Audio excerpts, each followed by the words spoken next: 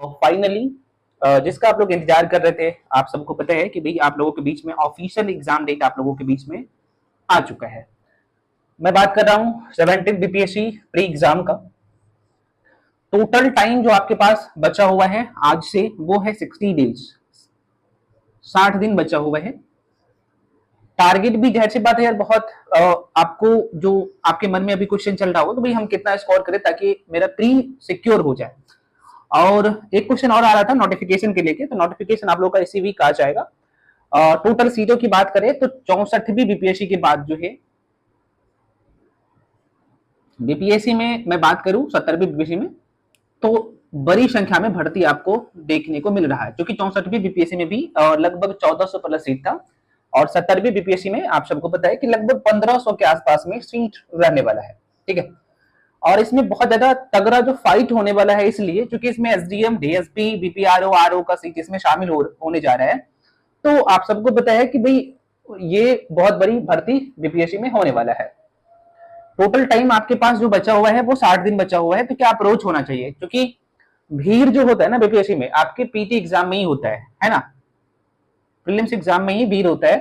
तो भीड़ में जाहिर सी बात है अपने आप को सिक्योर करना है, तो उसके लिए जो आपका अप्रोच होना चाहिए दूसरे से बेहतर होना चाहिए। अगर मैं अपने बारे में बताऊं तो मुझे 4 बीपीएससी का पीटी मेंस और इंटरव्यू देने का अनुभव है। और क्या गलती आप नहीं करेंगे प्री, ताकि आप लोग का निकले और अच्छे नंबर से निकले। और टारगेट भी आपको मैं हमेशा कहता हूं कि भाई आपका जो टारगेट होना चाहिए ये 110 प्लस का होना चाहिए। ठीक है, तो आइए एक एक करके हम लोग देखते हैं और डेफिनेटली आप लोग का जो है प्री इस बार नहीं रुकेगा।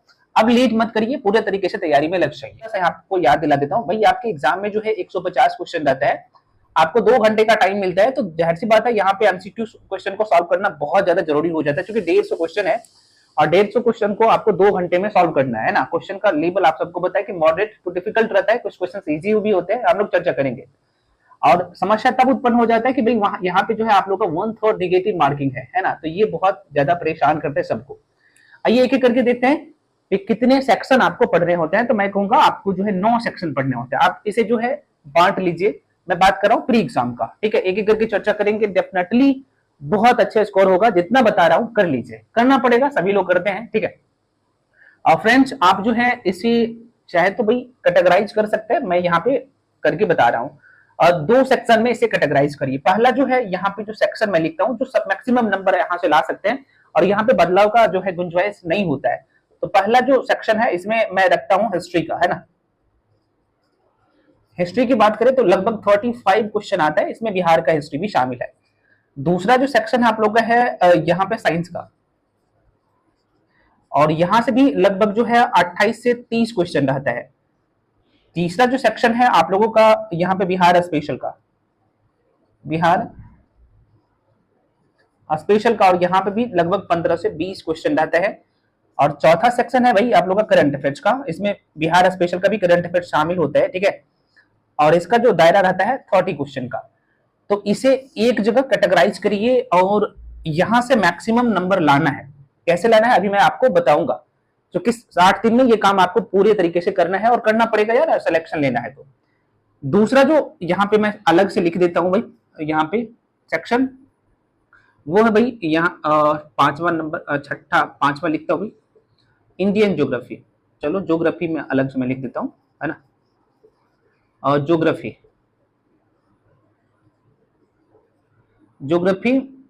छठा जो है इंडियन पॉलिटी। 7वां जो है आप लोगों का वो है इंडियन इकोनॉमी। और 8वां है maths plus reasoning, maths plus reasoning. ठीक है, देखिए ज्योग्राफी में 2 सेक्शन है, एक आप लोग का वर्ल्ड ज्योग्राफी है, वर्ल्ड ज्योग्राफी, और एक भाई इंडियन ज्योग्राफी। तो इंडियन ज्योग्राफी का ज्यादा वेटेज रहता है। ठीक है, और यहां से क्वेश्चन की मैं बात कर लूं और तो लगभग जो है 15 क्वेश्चन के आसपास में रहता है। पॉलिटी का लगभग 12 से 14 क्वेश्चन रहता है, और इंडियन इकोनॉमी का भी लगभग जो है 12 से 14 क्वेश्चन आ रहा है, क्योंकि इसका दायरा बढ़ रहा है। और मैथ्स और रीजनिंग मिला के 10 क्वेश्चन रहता है। ठीक है, मैं ये नहीं कर रहा हूं कि भाई आपको इसे छोड़ना है, आपको दिख रहा है ना भाई, हाँ दिख रहा होगा, कोई बात नहीं, दिख रहा है, मैं बता भी रहा हूं। तो मैं ये नहीं कर रहा हूं कि आपको इसे छोड़ना है, तो आपको स्लोट कैसे बनाना है, ठीक है। क्योंकि 8 सेक्शन है और 8 ही सेक्शन से आपके जो एग्जाम में क्वेश्चन आते हैं, ये 8 ही सेक्शन से। अब यहाँ पे आप इसे काउंट करिएगा तो लगभग जो है आपके पेपर में मैं बात कर लूं तो 115 के आसपास में नंबर, मतलब 115 क्वेश्चन जो है यहां से आते हैं, मतलब कि एक क्वेश्चन पे एक नंबर मिलते हैं। आप सबको पता है कि बीपीएससी में एक क्वेश्चन पे एक नंबर, एक मार्क्स मिलते हैं, ठीक है। तो ये भी थोड़ा सा ध्यान रखिएगा। तो 115 क्वेश्चन के आसपास में यहाँ पे ये 4 सेक्शन से आता है, जिसमें हिस्ट्री, साइंस और बिहार स्पेशल, इसमें कोई बदलाव का गुंजाइश नहीं है। खासतौर पे मैं साइंस की बात करूं तो ये छोटा सेक्शन है, मैक्सिमम नंबर ला सकते हैं। बिहार स्पेशल छोटा सेक्शन है और बिहार स्पेशल में पता है आपको, बिहार का ज्योग्राफी प्लस बिहार का हिस्ट्री, सिर्फ दोनों को कंप्लीट करना है और आपके 15 नंबर जो है, 15 मार्क्स जो है आपके मुट्ठी में होता है। सेम कंडीशन साइंस में आपको फिजिक्स, केमिस्ट्री, बायो को कंप्लीट करना होते हैं, है ना। और यहाँ पे बहुत ज्यादा ये ब्रॉड सेक्शन नहीं होता है, छोटा सेक्शन है और बहुत अच्छे नंबर ला सकते हैं। सेम कंडीशन यहाँ पे हिस्ट्री में, हिस्ट्री में मॉडर्न हिस्ट्री का जो है दायरा ज्यादा रहता है। आप सबको मैं बता दूं, हिस्ट्री का 3 सेक्शन है, एंशिएंट, मेडिवल और मॉडर्न। तो मॉडर्न का लगभग जो है 22 से 25 क्वेश्चन रहता है, मेडिवल का 5 से 6 क्वेश्चन रहता है और एंशिएंट का लगभग 7 से 8 क्वेश्चन, कई बार 9 क्वेश्चन भी रहता है। तो ये जो है बीपीएससी का पैटर्न है, ठीक है। ये सारे सब्जेक्ट को कैसे आपको तैयार करना है, ये समस्या जो है जाहिर सी बात है सबके मन में है, और चूंकि आप पढ़ने के लिए तो पढ़ते हैं, सभी लोग पढ़ते हैं, कि आपके माइंड में नहीं रह पाते हैं और चीजों को कैसे आपको कंप्लीट करना है। अब जो है आपको क्या करना है कि आपको स्लॉट बना लेना है। तो इसे आप चाहे तो 3 या 4 स्लॉट में बांट सकते हैं, टोटल 8 जो सब्जेक्ट है उसे। तो मैं कहूंगा भाई आप 3 स्लॉट में बांट लीजिए, ठीक है। तो आपको जो फर्स्ट स्लॉट रखना है, यहाँ पे लिख देता हूं भाई, फर्स्ट स्लॉट को जो कंप्लीट करना है वो आप चाहे तो 1 सप्ताह को रख सकते हैं, 1 सप्ताह या फिर 10 दिन का रख सकते हैं। अब उससे ज्यादा का टाइम नहीं लीजिए ना। अब यहाँ पे करिए क्या, आप इसे भी सेक्शन में बांटिए और करना पड़ेगा। जैसे मान लीजिए जो स्कोरिंग वाला एरिया है, पहली प्राथमिकता आपका जो है उस पर होना चाहिए। मान लीजिए यहाँ पे मैं मेंशन करता हूँ 4 सब्जेक्ट आपको अगले 7 दिन या 10 दिन को आप बना सकते हैं, उससे ज्यादा का नहीं बनाइए, है ना। क्योंकि टाइम है मात्र आपके पास यार 60 दिन ही टाइम है, 60 डेज ही है और इसी में कंप्लीट करना है, तो वो ये करना पड़ेगा, ठीक है। तो यहाँ पे जो आपको करना है, और यहाँ हिस्ट्री में मॉडर्न हिस्ट्री को ले सकते हैं ना, मॉडर्न हिस्ट्री, क्योंकि आपकी जो है 22 से 25 मार्क्स दे रहे हैं। अब करिए क्या, आपको करना क्या पड़ेगा, अभी मैं दिखा दूंगा फर्स्ट स्लॉट में। यहां से मॉडर्न हिस्ट्री से 2 टॉपिक कंप्लीट करने हैं, तो आपको यहां से जाहिर सी बात है 2 टॉपिक कंप्लीट करेंगे तो यहां से आपको थ्योरी भी कंप्लीट करना है और प्लस में ऑब्जेक्टिव, मतलब कि एमसीक्यू भी लगाना है और यहीं से आपको पीवाईक्यू साथ में कर लेना है, आप अलग अलग से नहीं करेंगे। मॉडर्न हिस्ट्री में टोटल टॉपिक अगर मैं बात करूं तो 10 से 12 टॉपिक ही आपके काम का है, यहीं से क्वेश्चन आता है। ये कौन कौन सा टॉपिक होता है मैं टेलीग्राम पे शेयर कर चुका हूं ऑलरेडी, उसके बाहर नहीं तो बीपीएससी में अभी तक क्वेश्चन आए हैं, आप उठा के पेपर जाके देख लीजिएगा। 38वीं बीपीएससी से लेके 69वीं बीपीएससी का जो है पूरे तरीके से मैं एनालिसिस कर चुका हूं और जो टॉपिक मैंने आपको लिख के दिया हूं उसके बाहर नहीं आया है। तो 12 टॉपिक है, आपको एक दिन में 2 टॉपिक कंप्लीट करना है और साथ में एमसीक्यू भी यहीं से लगा लेना। अच्छा, आपके मन में क्वेश्चन आएगा भाई हम करें कहां से, तो भाई जो टॉपिक मैंने बताया हूं, जो चैप्टर मैंने बताया हूं, तो भाई स्पेक्ट्रम की बुक है, यहां पे आपको दिख जाएगा। हाँ, जो लोग मेरे साथ जुड़ के पढ़ रहे हैं, मेरे नोट्स में ऑलरेडी मेंशन कर दिया हूं की पॉइंट कैसे आपको ध्यान रखना है। क्योंकि अब बीपीएससी की मैं बात करूं तो बीपीएससी में थ्योरेटिकल और एप्लीकेशन बेस्ड क्वेश्चन दोनों आ रहे हैं ना, तो दोनों तरीका मैं बता चुका हूं। तो 2 टॉपिक आपको, मान लीजिए मॉडर्न हिस्ट्री का जो पहला स्लॉट है आज से शुरू कर रहे हैं आप, है ना, तो फर्स्ट स्लॉट में आप मान लीजिए मॉडर्न हिस्ट्री का 2 चैप्टर कंप्लीट करेंगे। तो मान लेते हैं कि भाई पहला चैप्टर आप लोग का आपके मन में ये आएगा क्वेश्चन कि भाई हमें जो करना है कंप्लीट, भारत में यूरोपीय कंपनियों का आगमन, दूसरा जनजातीय विद्रोह, सपोज दैट आप दोनों कंप्लीट करते हैं तो आपको दोनों को पढ़ना है और एमसीक्यू लगा लेना है। तो पढ़ना कहां से मैंने बता दिया, एमसीक्यू आप जो है लगाएंगे घटना चक्र से, घटना चक्र की जो पूर्वालोकन की बुक है वहां से सेम टॉपिक आपको मिल जाएगा, वहां से लगा लेना है। प्रीवियस क्वेश्चन पेपर भी आपको देखना है क्योंकि आपके सामने होना चाहिए, इतना ही करना है, बहुत अच्छा स्कोर होगा मैं कह रहा हूं। तो पहला स्लॉट में आपको ये ध्यान से बात है 2 टॉपिक डेली कंप्लीट करते हैं। अच्छा, कितना टाइम लगेगा, तो यार मैं कहूंगा इसे करने में 1.5 घंटा काफी है ना, 1.5 घंटा काफी है। 1.5 आवर में मेंशन करता हूं भाई, 1.5 घंटा काफी है। अगर आपने थोड़ा बहुत पढ़ा भी होगा तो पर भी आपको 1.5 घंटा से ज्यादा टाइम नहीं लगेगा। अगर बिगिनर होंगे तो हार्डली आपको 2 घंटा टाइम लगेगा, उससे ज्यादा टाइम नहीं लगेगा, है ना।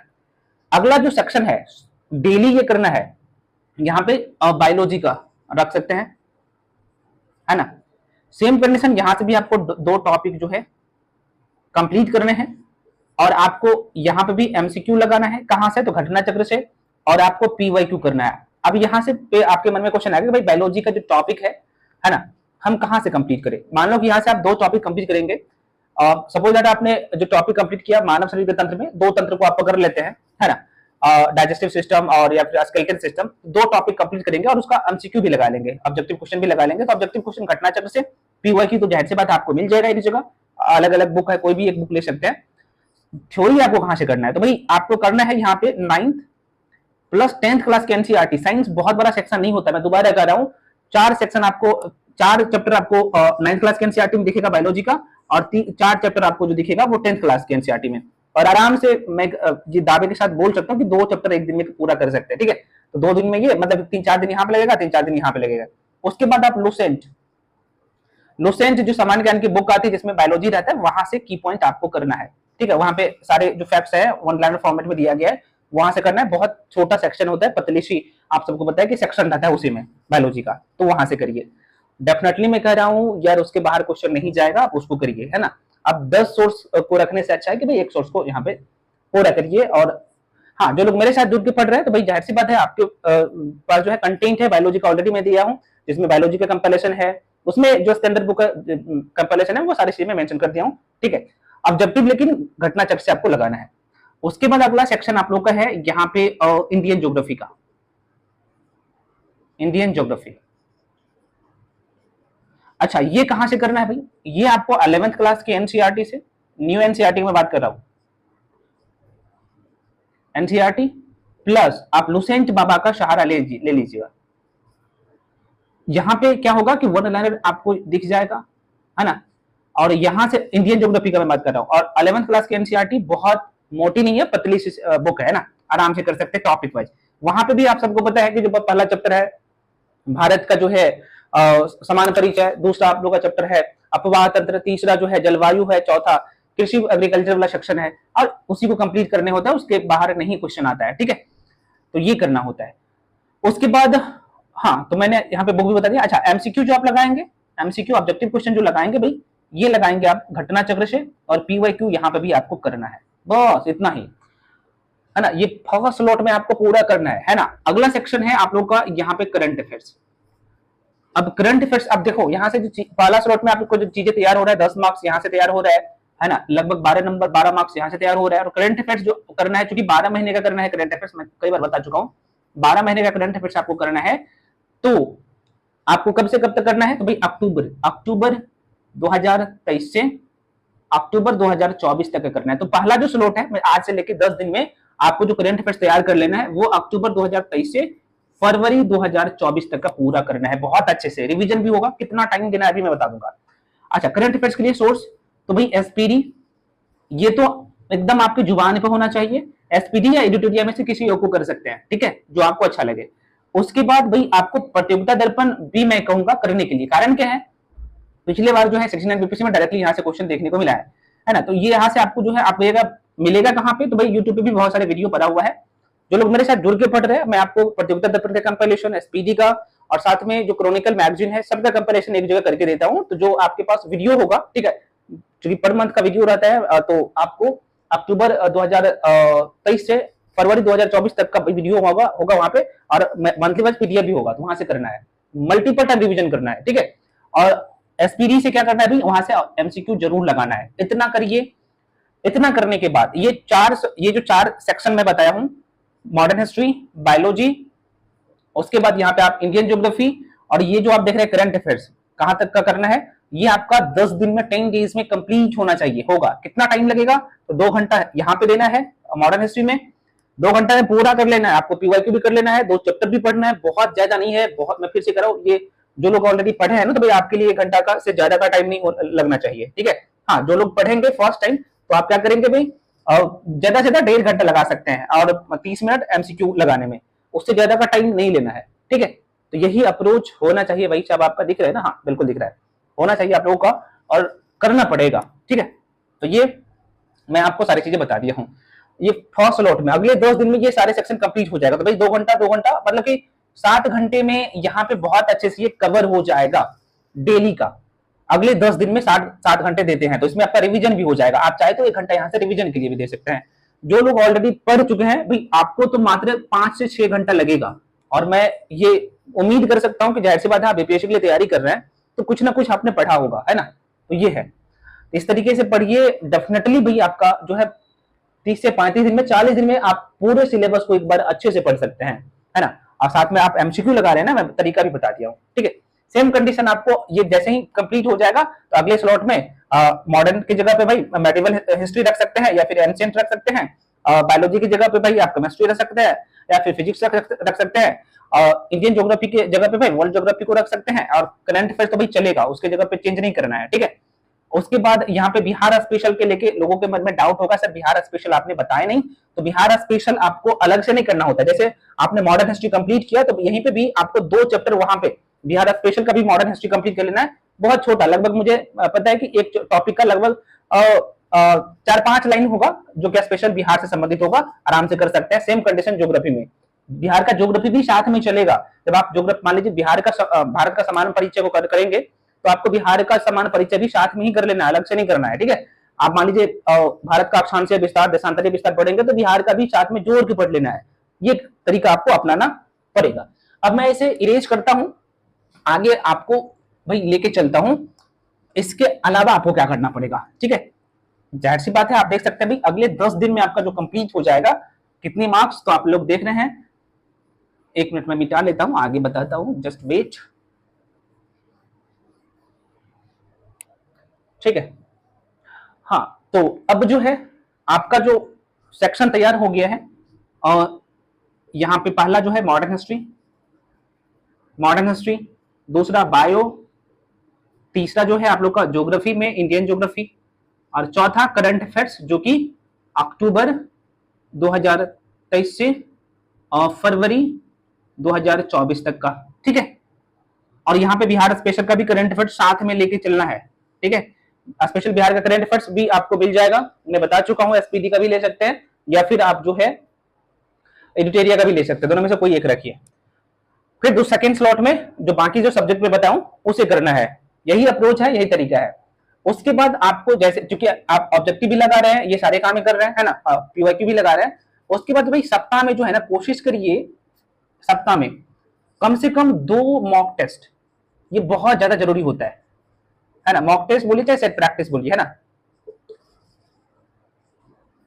और ये सप्ताह में 2 कम से कम लगाना ही है। तो आप क्या करिए, एक जो है सेक्शनल लगाइए, एक सेक्शनल लगाइए, और एक जो है यहाँ पे एक सेक्शनल और एक जो है फुल लेंथ लगाना पड़ेगा।